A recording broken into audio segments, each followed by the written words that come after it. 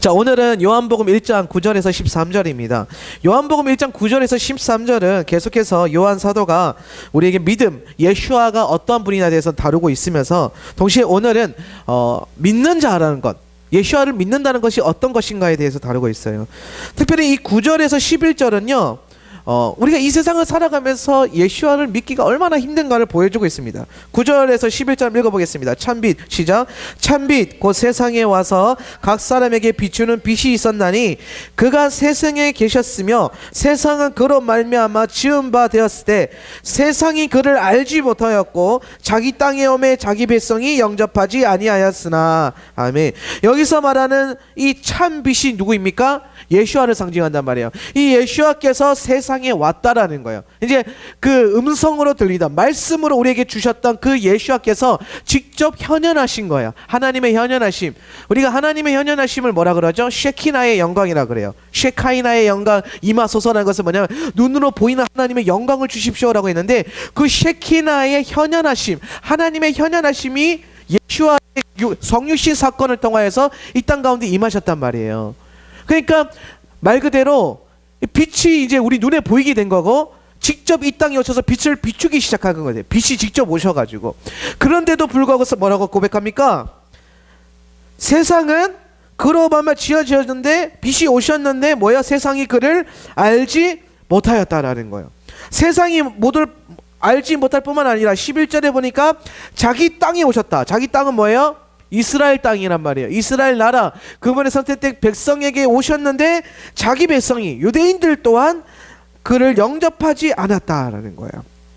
이것을 볼 때에 여러분, 이 세상을 살아가면서 믿음을 갖는다라는 것, 특히 지금은 불신의 세상이잖아요. 지금의 모든 존재하는 학문과 과학과 모든 세상의 것들은 예수아를 믿지 못하게끔 하기 위해서 그냥 안달이 나 있는 것 같아요. 대학을 가보세요. 대학만 가봐도 알 수 있어요. 대학 가자마자 세상의 그 교수들은 가장 먼저 무엇을 조롱하는지 아십니까? 종교를 조롱하고 특히 기독교를 조롱해요. 예수아를 조롱해요. 그래서 신을 믿는다는 것, 그 자체가 얼마나 허망한 것이고 신을 믿는 게 얼마나 무지한 것인 걸 마치 이게 논증하고 있어요. 그래서 많은 학생들로 하여금 그 신앙에서 떠나도록 강조하면서 뭘 믿으라 그래요? 자기 자신을 믿으라 그래요. 너의 생각을 믿고 너의 지성을 믿고 너 자신의 힘을 믿으라 그래요. 예, 이것이 무엇입니까? 마귀의 본질이에요. 세상의 본질이에요. 루시퍼는 자기가 가진 것을 하나님을 의지하는 것을 택하지 않고 뭐예요? 자기 자신을 의지해서 하나님을 대항하는 것, 하나님 앞에 그 하나님을 반대하는 것에 앞장섰던 악한 영이죠. 예, 그래서 타락하게 됐어요. 이 타락한 세상은 그것을 지성과 학문이라는 포장을 통하여서 많은 청년들에게 가르치고 있어요. 그래서 중고등학교 시절에 신앙에 어느 정도 단도리가 되지 않고 믿음의 베이직이 쌓이지 않은 상태에서 대학을 가게 되면은 쉽게 믿음에서 떠나가게 돼요. 그 인본주의적이고 다원주의적인 그 학문 앞에서 많은 청년들이 넘어져요. 예, 얼마나 많이 넘어집니까? 저희 교회 청년들도 매 학기, 특히 이제 크리스천 학교를 다니는 친구들은 괜찮은데 그냥 일반 학교를 다니는 청년들은 매 학기마다 그 수강 신청하는 것 자체가 영적 전쟁이에요. 예.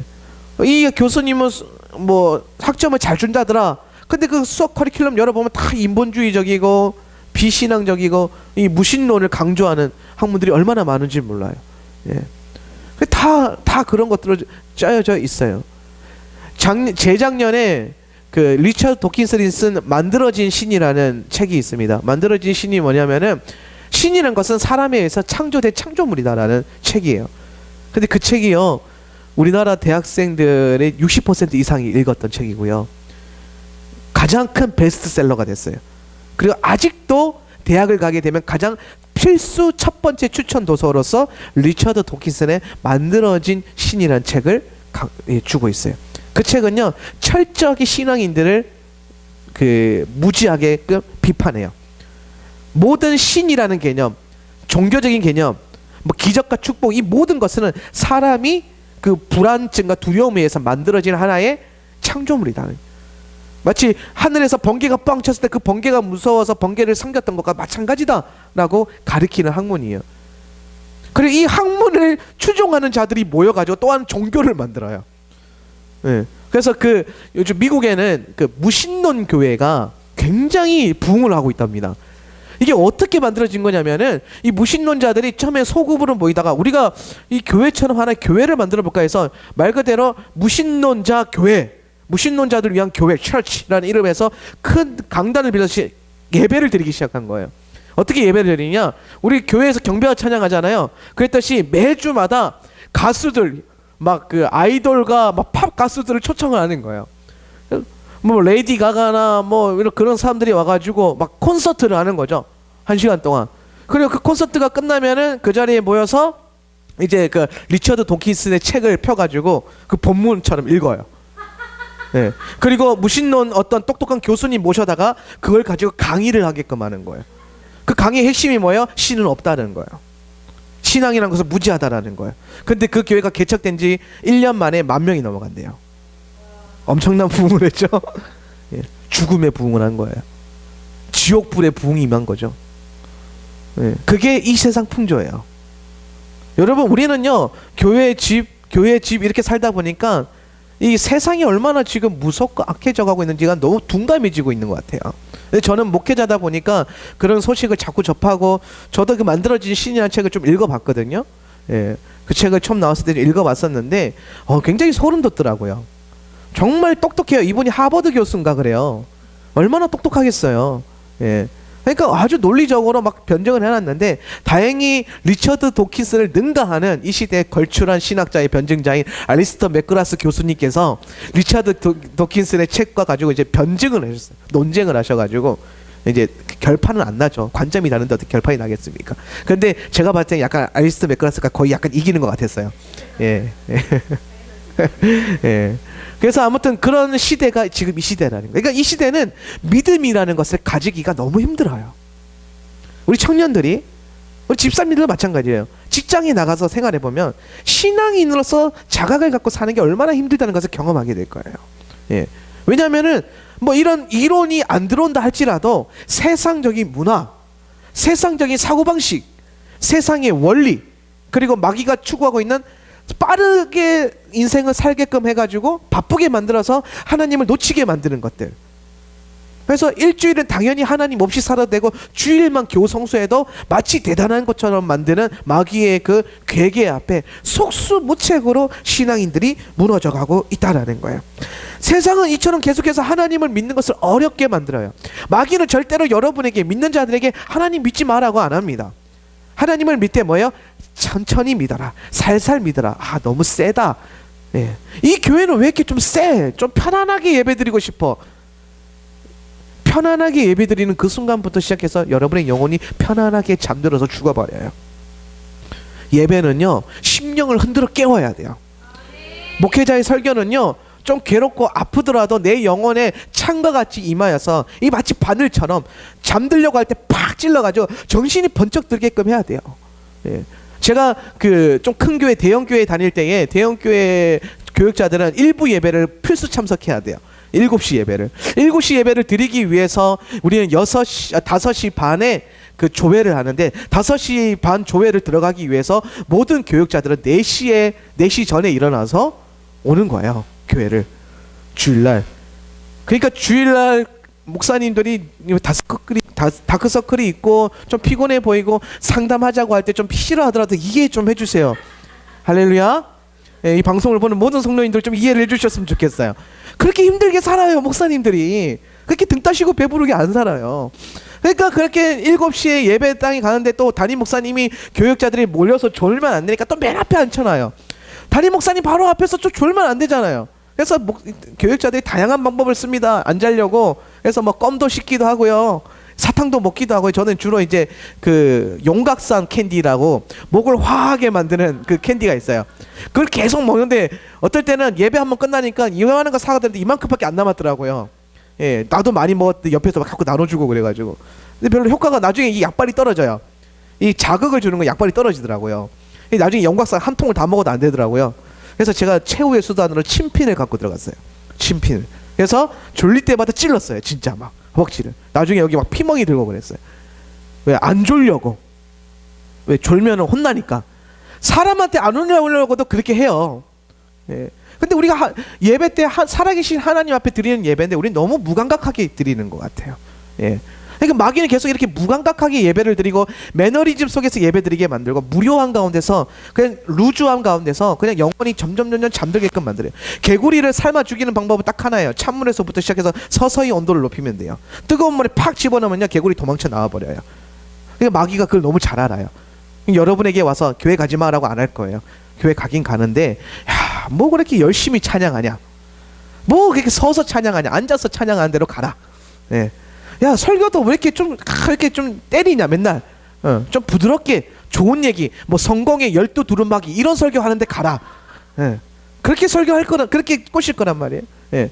혹은 뭐 그런 헌금은 왜 이렇게 많이 하냐, 뭐 일주일에 한 10,000원만 하면 되지. 예. 예전에는 1,000원 했는데 그래도 요즘 10,000원 하잖아, 직장 다닌다고. 이렇게 꼬실 수도 있다라는 거예요. 그런데 중요한 것은 그렇게 우리가 그러한 마귀의 속삭임 속에 빠져들다 보면 나도 모르게 잠들게 돼요.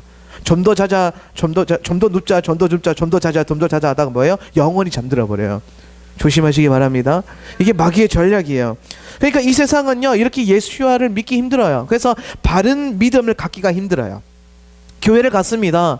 근데 이 시대 교회 가운데 제가 가장 정말 놀랐던 것은, 제가 지난주 우리 그 어른들 셀 모임, 그 밴드 모임에서도 나눴던 얘기인데, 목사님들 설교에서 예수와가 사라지고 복음이 사라지고 십자가 보혈의 공로가 사라진 지가 오래됐어요. 예. 최근에 몇몇 목사님, 깨어있는 목사님에서 다시 회복되고 있지만은 계속해서 성도들은요 오히려 교회가 커지면 커질수록 성도들은 목사님으로 하여금 깊이 있는 설교보다는 그냥 듣기에 편안한 말씀을 자꾸 요구해요.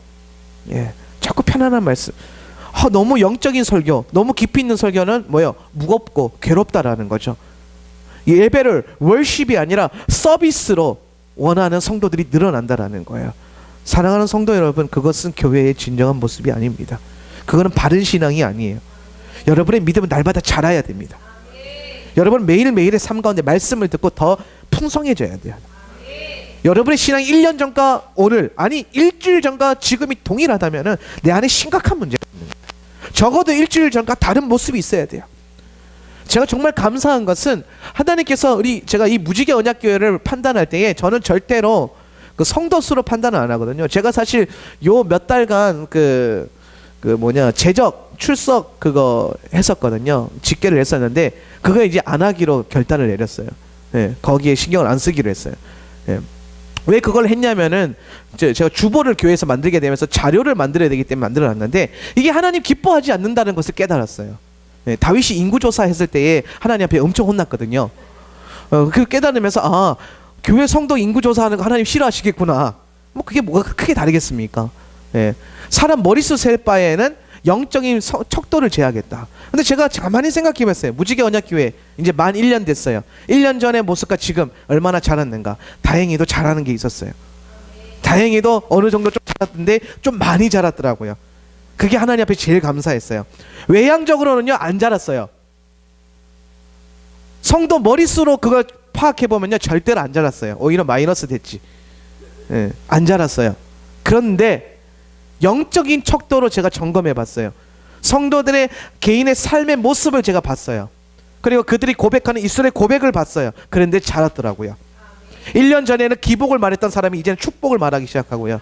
1년 전에는 축복을 말했던 사람이 이제는 자기 포기와 희생을 말하기 시작했고, 1년 전에는 하나님 축복 주세요 했던 사람이 하나님 말씀을 주시옵소서라고 변화된 입술을 봤어요. 뭐예요? 영이 더 자란 거예요. 그러니까 여러분의 신앙이 자라고 있다는, 이거는 옳은 거예요. 마귀는 계속해서 우리가 바른 신앙을 가지지 못해서, 바른 신앙을 가지지 못하면 자랄 수가 없어요. 바른 것들이 공급돼야 자라지는 거예요. 인스턴트를 많이 먹으면 자랍니까? 못 자라요. 뚱뚱해져요. 비대해지고 건강이 악화되고 빨리 죽어요. 빨리 죽어요. 그렇죠? 근데 몸에 좋은 엄마 밥 먹으면요 애가 건강해져요. 애들이 이제 나중에 애들이 커서 이제 객지 생활 해보면 알게 되는 건데, 1년 지나서 오면요 애들 얼굴이 팍 사가 있어요. 그죠? 네, 그 경험하게 되실 거예요. 저희 어머니가 그러셨어요. 1년 제가 신학교 들어가서 1년 딱 객지 생활하고 왔는데 제 얼굴을 이렇게 푹 만지시면서 얼굴이 왜 이렇게 사갔누라고 하셨어요. 네. 엄마들만 보이는 게 있어요. 엄마 밥 먹으면 평생 자랐는데 객지에 나가서 세상이 주는 밥 먹었더니 뭐예요? 얼굴이 삭으면서 건강이 안 좋아지더라고요. 예. 제가 엄마 밑에 컸을 때는요 간 수치가 높지 않았어요. 근데 객지 생활하니까 간 수치가 높아졌어요. 근데 지금 재보면은 아마 간 수치가 정상일 것 같아요. 왜냐하면 지금은 마누라 밥을 먹잖아요. 제 인생의 영원한 어머니이시며 평생 아들 하나는 끝까지 책임져야 될 저 여인의 밥을 먹고 있기 때문에 아마 건강한 모습을 갖고 있지 않을까. 제가 건강검진 안 해봤긴 했는데 그렇게 하는 거예요. 그렇죠? 그러니까 바른 것을 먹어야 바른 믿음이 자라게 된다. 근데 마귀는 이걸 알기 때문에 믿음을 갖지 말라고 하지 않고 바른 믿음을 갖지 못하게 하는 거예요. 또한 오늘날 교회 안에 육신적인 믿음이 너무 많아요. 육신적인 믿음은요 뭐냐면 내가 원하는 대로, 내 생각대로, 내가 끌리는 대로 믿는 거예요. 내 육신이 따라가는 대로, 내 육신이 원하는 대로. 내 영을 살피지 않아요. 영의 본질을 보지 않아요. 내 육신이 원하는 대로. 여러분 주님 하면서 축복받는 거요 나쁜 게 아니에요. 근데 예수와를 믿는 것을 복만 바라보며 달려가는 거요 그건 심각한 문제가 있는 거예요. 문제가 있는 게 아니라 불쌍한 거예요. 신앙을 축복이라는 어떠한 목적만 바라보고 달려가는 인생이 제일 불쌍해요. 신앙은요 사명 바라보고 가는 거예요. 어떠한 교회 성도들도 축복 바라보면서 달려간 교회 없고요, 축복 바라보면서 자기 희생한 교회 없고요, 축복 바라보면서 채찍 맞은 예수와 없어요. 만약에 있다면 그 복은 영적인 신령한 복일 거예요. 내가 영혼의 복을 위해서는요 채찍 맞아요. 근데 물질적인 복을 위해서 그렇게 달려간 교회 없어요. 물질적인 복은요 영혼의 복이 채워지면 자연스럽게 나타나는 현상이에요. 내가 사명 감당하다 보면요 자연스럽게 공급되는 거예요. 그렇기 때문에 여러분이 사명 바라보고 살면요 물질의 궁핍함이 없을 것입니다. 여러분이 사명 앞에서 목숨 걸고 달려가기 시작하면은 여러분의 삶의 모든 필요는 초자연적으로 공급되어지고 채워질 것입니다. 여러분의 육신의 질병은 떠나갈 것입니다. 할렐루야. 제가 어제 엄민영 목사님 설교 듣고 우리 두 사역자 팔이 길어지는 기도했는데 팔이 진짜 쭉쭉 길어졌어요. 되게 신기한데 두 분 제가 오늘 예배 끝나고 팔 길이 맞춰보고 안 맞으면 맞춰드릴게요. 되게 신기했어요. 손이 길어지는 게 눈앞에서 보여요. 너무 길어져가지고 들어가 그러니까 또 들어가요. 되게 신기했어요. 그리고 막 소름 돋고 막 그랬었는데, 예. 그래서 제가 두 사람 다 시범해봤는데 두 사람 다 되더라고요. 예. 그런 역사들, 초자연적인 기적의 역사들, 그것은 우리가 그것들을 바라보고 달려가서 나타나는 것이 아니라 사명 바라보면 달려갈 때 나타나는 거예요. 그러니까 뭐가 문제예요? 하나님 내게 주신 부르심과 사명, 그게 우리를 이끌고 가도록 해야 돼요. 교회의 사명, 성도의 사명, 그것은 예수와가 이 땅에 마시아흐로 오셨다는 것을 널리 선포하는 것이에요. 복음을 전하는 거고요, 하나님 나라를 확장시키는 거고요, 여러분에게 주신 그 부르심 앞에 믿음으로 달려가는 거예요. 그리고 하나님께서 언약을 통해 주신 것들을 회복해 나가는 거예요. 말씀대로 사는 거 쉽지 않아요. 바른 믿음 가는 거 쉽지 않죠. 오늘 이 9절에서 11절 보니까 예수와라는 직접 빛이 오셨는데도 백성들을 못 알아보고 사람들이 못 알아보고 세상이 그를 알지 못했다 그랬어요. 예수님이 직접 오셨는데도 못 알아봤다 그랬어요. 얼마나 예수 믿기 힘든 세상이에요. 지금 세상 사람들 그래요. 예수님 보여봐라 믿겠다. 근데 진짜 보여지는 시대가 있었는데 그들이 보고도 못 믿었다라는 거예요. 보고도 믿기 힘든 세상입니다. 그렇기 때문에 여러분 지금 예수와 안에서 예수와를 믿고 있다라는 건요 이미 여러분이 엄청난 성공을 가지고 있다라는 거예요. 이미 성공한 인생이에요. 따라서 나는 이미 성공한 인생이다. 예수 그리스도 안에서 우리는 이미 성공한 인생이에요. 예수 믿기 이렇게 힘든 세상에 예수 하나는 건졌지 않소. 할렐루야. 예, 옛날에 뭐죠? 맨몸으로 태어나서 옷 한 벌은 건졌지 않소는 찬송가는 아니죠. 이게 세상 노래인가요? 예, 세상 노래인가요? 예, 하여튼 하여튼 그런 노래 있잖아요. 갑자기 생각나긴 했는데, 근데 우리가 이 땅에 맨몸으로 태어나서 죄악된 인간으로 태어나서 예수와를 건졌잖아요. 아니 예수와가 우리를 건진 건가요? 그래서 그것으로 우리가 구원을 받았잖아요. 이게 얼마나 복된 인생이에요. 그러니까 우리는 이미 복된 인생, 성공된 인생을 살아가고 있는데 오늘날 이 땅에 수많은 성도들이 그걸 바라보지 못해요. 그래서 자꾸 마귀는 우리가 이미 가지고 있는 예수와라는 큰 복을 바라보지 못하고 없는 거를 바라보게 만들어요. 그러니까 더 없어지는 거예요. 근데 예수와로 만족하기 시작하면요 없는 게 점점 채워져요. 이게 본질이에요. 그러니까 이방인처럼 구하지 말고 그의 나라와 그의 의를 구하라. 그리하면 이 모든 것을 내가 더불어 주시리라. 이게 예수와의 말씀이잖아요. 그의 나라와 그의 의는 어떻게 구하냐면 내 안에 계신 예수와로 만족할 때 구할 수 있어요. 우리 집에 떨어져 가고 있는 쌀떡 바라볼 때는요 그거 못 구해요. 그렇죠? 근데 그걸 넘어서 예수와를 바라볼 때 그 쌀떡이 초자연적으로 채워지는 역사를 보는 거예요. 예. 제가 여러분 물질 축복 받지 말라는 게 아니에요. 그거 굉장히 중요해요. 이 땅 살면서 물질 없이 못 살아요. 우리가 하나님 또 물질 주셨을 때 그걸 잘 사용하는 법을 배우셔야 돼요. 그래서 우리가 성경적인 재정 훈련 학교도 하는 거예요.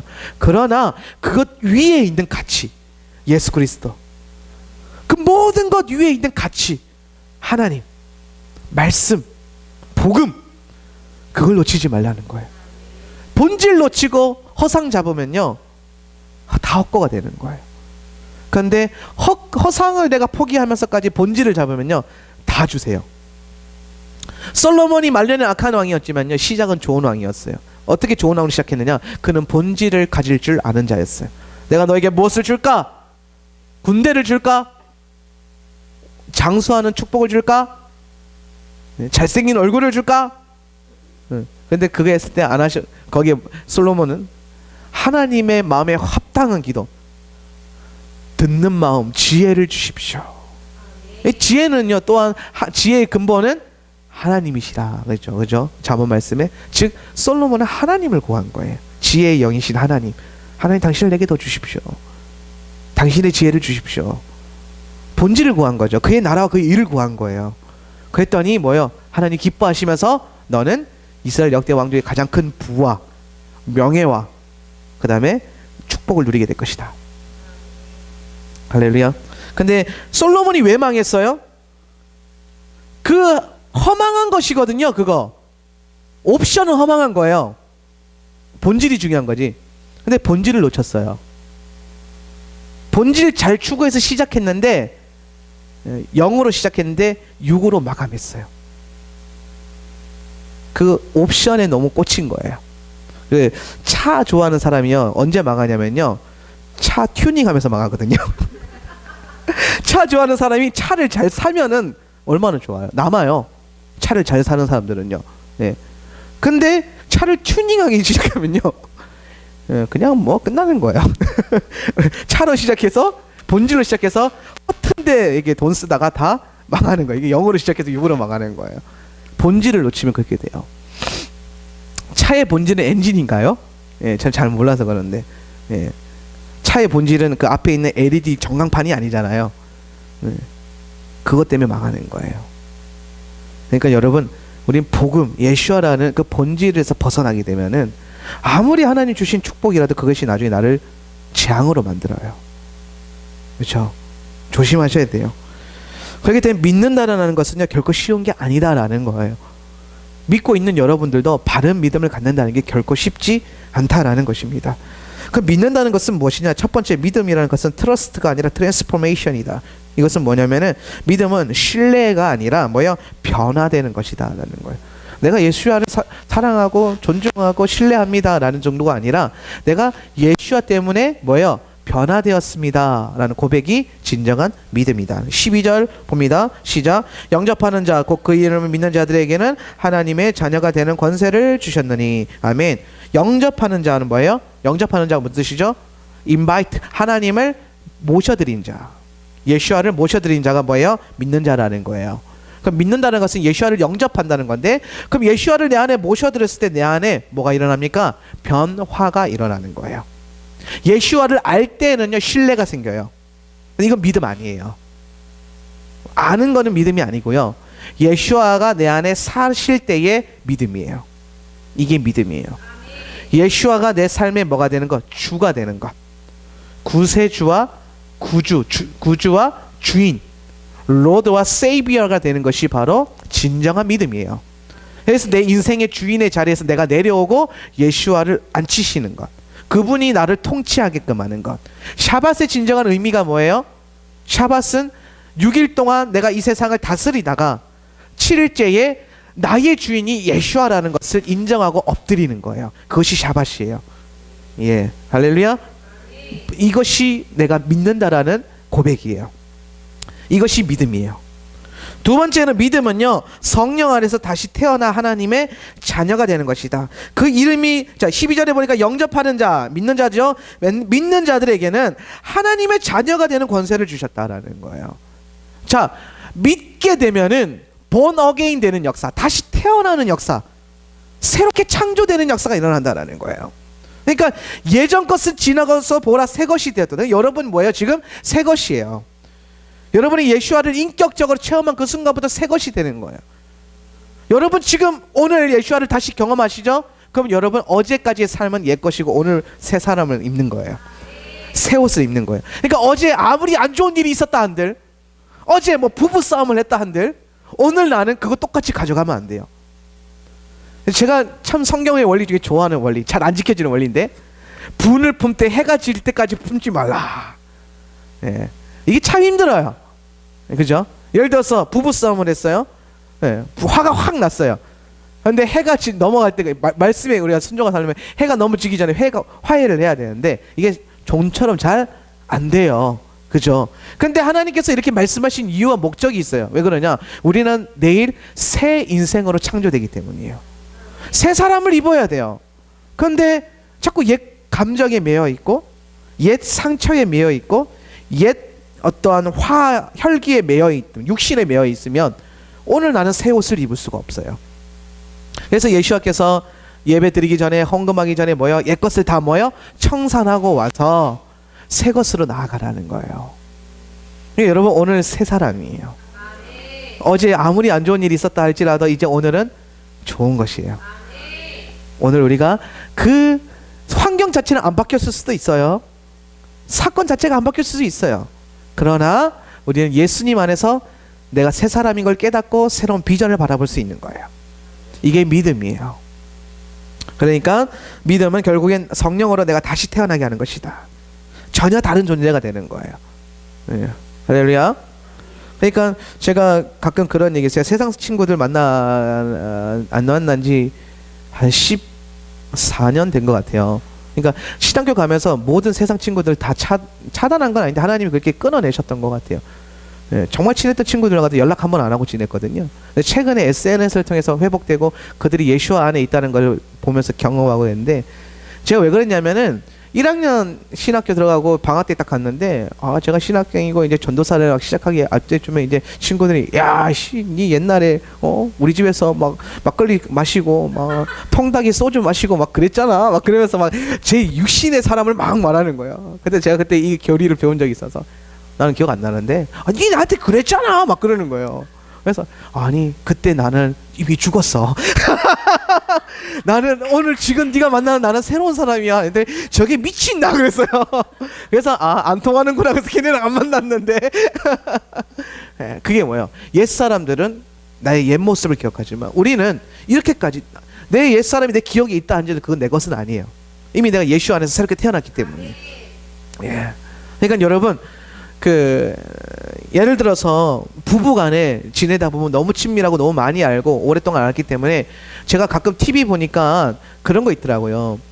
요즘에 TV에 이렇게 유명인들을 보니까 남편들이 거의 다 바람을 한번 몇 번씩 핀 적이 있는데, 그 사모님들이 요즘에 방송 나와서 맨날 그 얘기를 해요. 우리 남편이 바람을 펴가지고 언제 그랬었는데 어째 그랬었는데 방에서 그걸 계속 반복. 근데 한 방송에만 나오는 게 아니라 여러 방송에서 맨날 그 얘기를 해요. 그래서 내가 그 생각했어요. 남자가 저렇게 실수 한번 했더니 평생 저거를 이제 수치를 안고 살아가는구나. 예. 그게 얼마나 상처가 됐으면 그랬을까라는 거예요. 그죠? 근데 여러분 새 사람이 되었다면요 그것조차도 털어버릴 수 있어야 돼요. 예. 그러니까 쉽게 설명하면 적에 있었던 그 어떤 아픔과 수치스러운 상처라도 여러분이 새로운 사람을 입었다면 그것은 옛사람의 것이에요. 그것이 여러분의 발목을 못 잡게끔 해야 돼요. 과거에 있었던 나의 어떠한 아픔들, 저희 집 굉장히 가난했거든요. 정말 힘들었어요. 어느 정도로 가난했냐면은 보릿고개라는 걸 제가 경험 못 해봤잖아요. 근데 저는 경험을 해봤어요.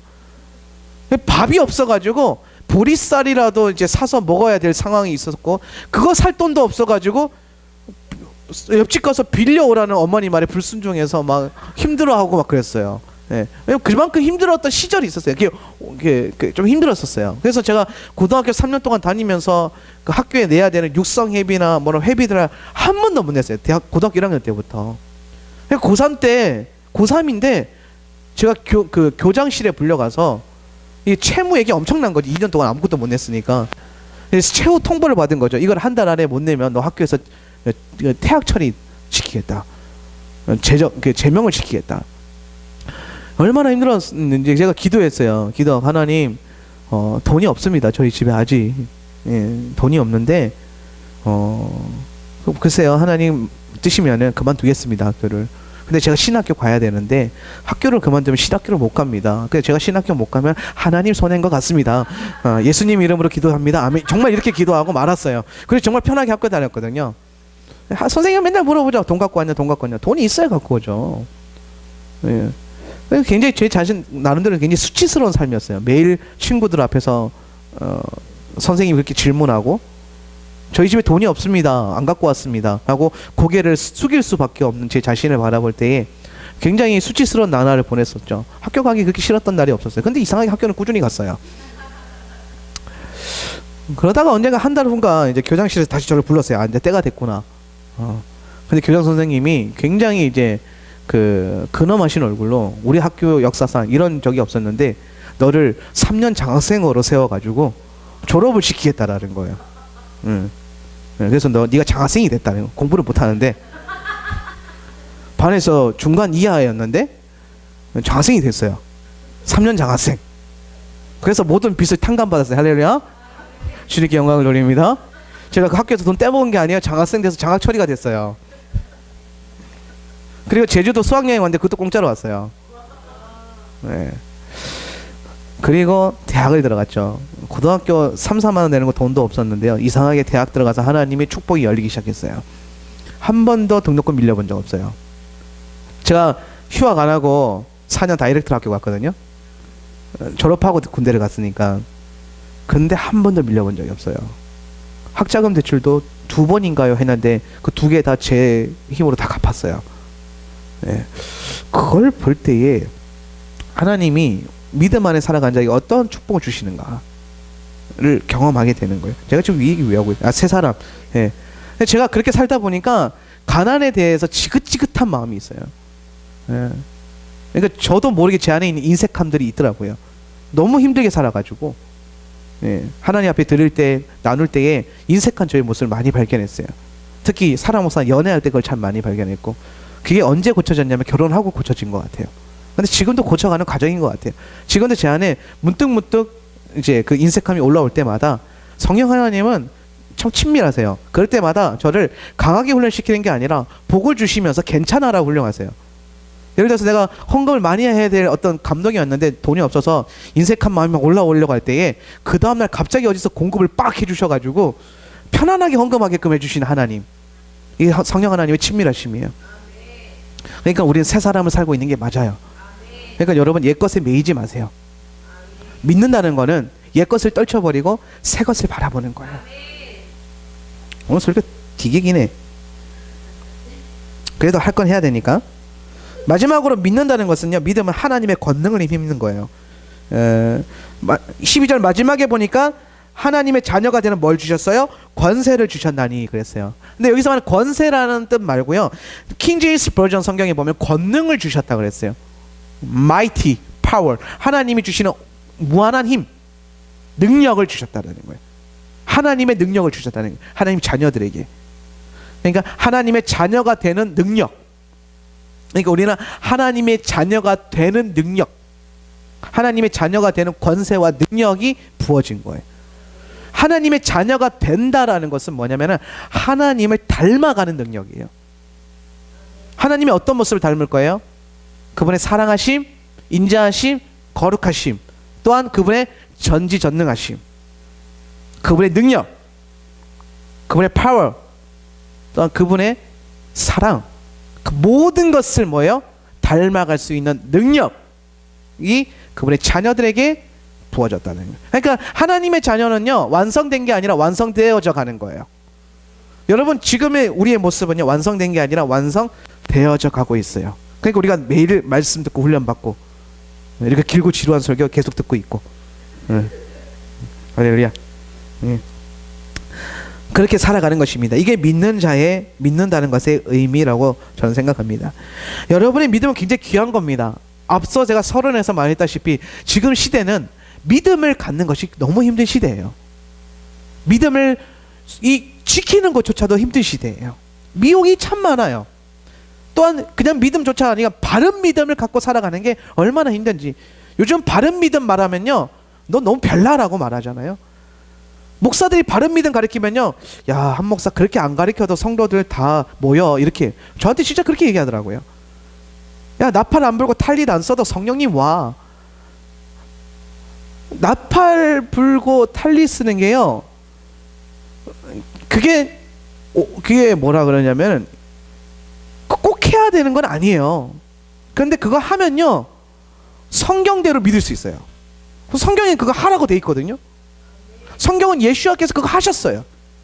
예수와께서 탈릿을 항상 하고 계셨어요. 네. 또한 율법은, 토라는 지금도 우리에게 생명을 주는 말씀이에요. 구약은 폐해지지 않았어요.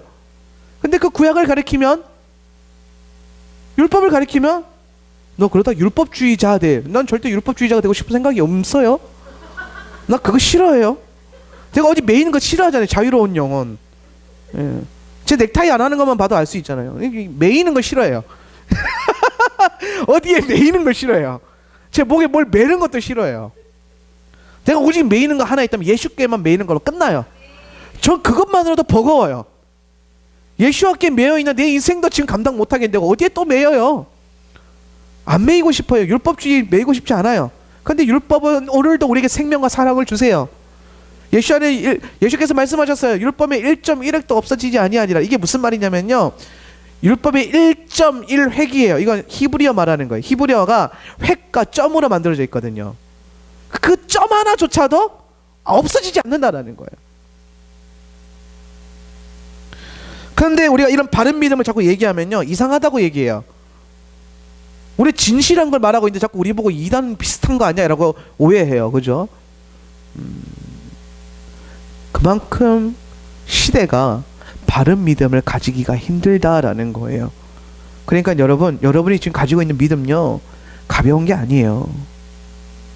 여러분이 지금 듣고 있는 이 말씀과 여러분이 믿음으로 아멘하고 반응하고 있는 이 모습들이요, 결코 어떤 자들에게는 아멘이 안 나와요. 이 목 끝에서 안 나와요. 머릿속에서 안 나와요. 거기에 반응 못하게끔 마귀가 붙들고 있기 때문이에요. 세상 학문이, 마귀의 허망한 생각들이 사람들의 생각을 꽉 잡고 있기 때문에 그런 생각을 못해요. 그러니까 지금 여러분의 믿음요, 귀한 거예요. 그러니까 나는요, 존귀한 사람이에요. 여러분, 우리가 예수와 앞에 서면 참 비참하고 허망해지잖아요. 가끔. 안 그러세요? 난 그럴 때가 가끔 있거든요. 근데 하나님 앞에 서면요, 그래도 되는데 세상 앞에서는 그러면 안 돼요. 당연히 하나님 앞에서는 우리는 티끌과 같은 존재라는 걸 경험하게 돼요. 허망한 존재라는 거죠. 왜냐면 본질이 그래요. 근데 우리가 그 허망하게 사라지지 않는 이유는 그분께서 티끌만이 아니라 그분의 생영으로 우리를 창조하셨기 때문이에요. 그러니까 우리 영의 모습으로 설 때는 하나님 앞에 담대히 설 수 있어요. 우리 세상 앞에서 영의 모습으로 담대히 서야 돼요. 여러분 존귀한 자예요. 그 누구도 여러분의 존귀함을 상처 입게 하지 마세요. 여러분 스스로 여러분의 믿음을 자학하지 마세요. 여러분은 귀한 믿음을 가진 하나님의 백성인 줄 믿으시길 바랍니다. 여러분의 믿음의 귀함을 알 수 있는 믿는 자의 권세와 권능을 아는 자들이 되시기를 예수와 마시아크의 이름으로 기도합니다.